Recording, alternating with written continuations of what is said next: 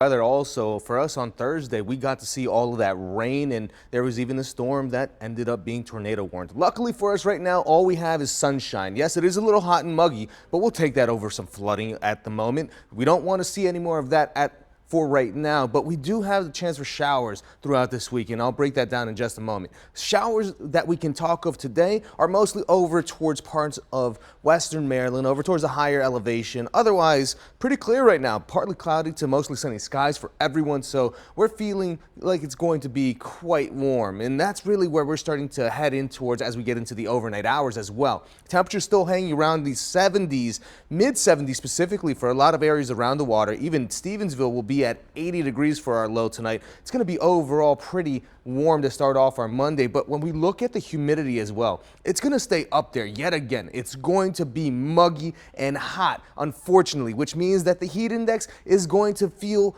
well above that thermometer. Look at what we can expect. Temperatures will be in those low 90s, but it'll be feeling like it's 102 around 2 p.m., 101 around 4 p.m. So make sure that you're staying hydrated. I know it's been a long weekend of high heat. Usually the showers help cool us down. We haven't really had that kind of activity, but going into tomorrow, the temperatures will still be in the warm side, and that's going to continue for us as well. Looking at the muggy meter, the humidity really hangs and then peaks by Wednesday, but a cold front moves through and really dries us out as we head into the later part of the work week, which means that we're going to see that the heat index drops dramatically. Look at that. It's going to be feeling like it's the 80s towards the end of the work week and the weekend, which sets us up really well. So that's where we'll have those showers finally moving through because of that cold front that helps dry us out a bit. And once we get towards Monday, we can see some of these isolated evening showers mostly affect us during that evening commute.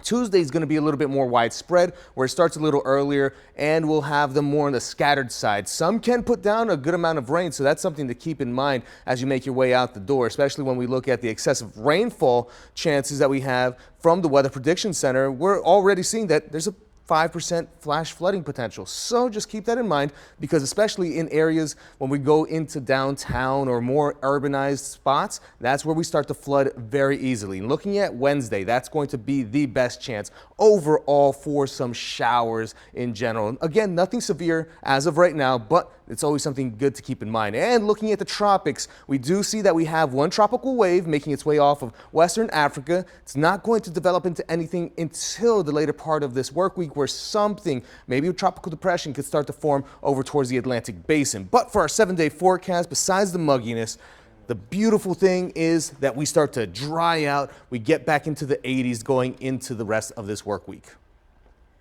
Cesar, thank you.